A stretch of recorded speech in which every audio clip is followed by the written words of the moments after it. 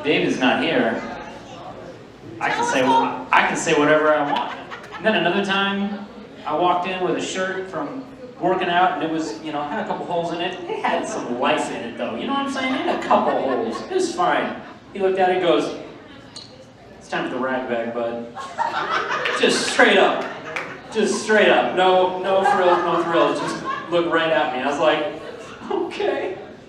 No more of this shirt. By the way, that's most of the stuff that my wife says to me. Anyway, so that tells you a little bit about me. But as you know, my name is Dean.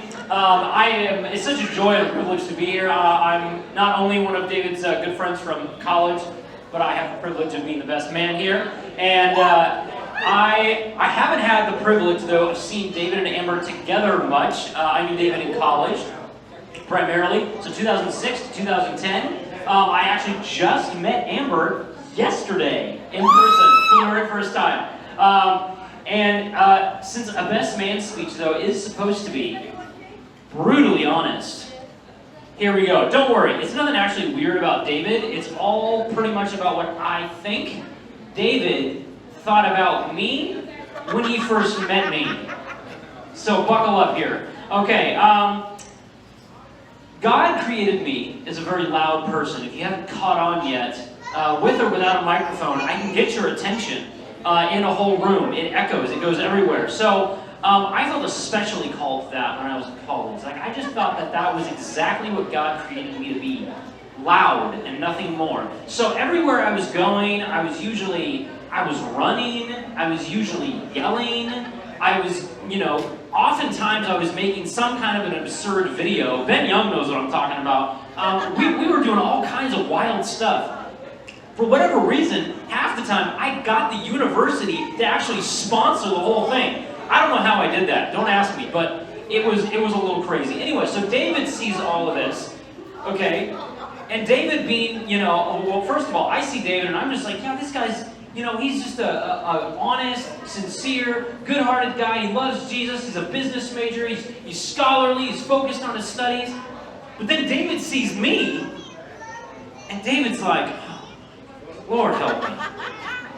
Lord help me. And I think he looked at me and he thought, I know that Simpson University doesn't have a real high threshold for acceptance, but this guy, Jesus, Lord help me, I don't know what's happening here. So, probably especially, since I was a ministry major, maybe I should have toned it down a little bit, because I was going to be serving God, but anyway. Now, in my defense, though, I had good grades. Most of the time, I was doing something typically that was wild or crazy. Now David's in the room. I was doing something wild or crazy in response to our good friend Yori, who was supposed to be here today. David knows who I'm talking about. Usually Yori was just kind of, riling me up, and then I was responding to what he did anyway. So that's what I'm going to say about that. But what I remember most about our time, at Simpson, because again, when David first met me, I think his response was typically, all right, let's tone it down there, bud. Okay, let's bring it down a few notches.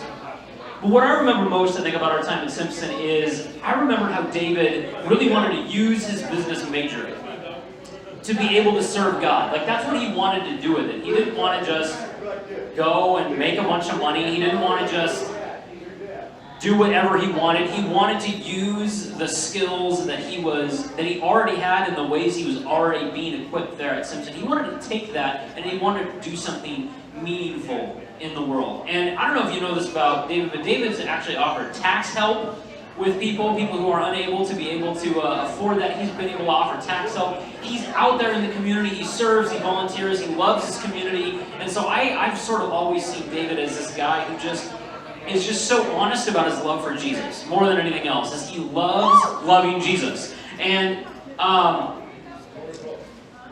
so when I look at him, I just see somebody who exemplifies living for God's kingdom everywhere he goes. So, Amber, I know that David will be that guy for you in marriage. I know David will love you with a willingness to serve you and to care for you. I know he will seek to honor Jesus in everything.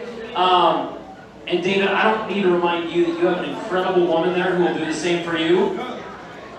And not only that, but I just want to say, keep seeking Jesus, keep loving Jesus, keep seeking after Him. And if you can at least, if you both can at least be as patient with each other as David was with freshman Dean in college, you guys will do more than all right. So, on that note, congratulations, you two. Here's to the happy couple. Let's raise up a glass.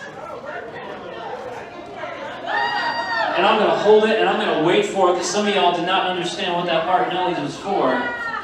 So, if you've got a glass of something else, like Pepsi, that works. We're not pretentious around here, okay? All right. Here is to the happy couple and to many, many years of happiness together. Cheers!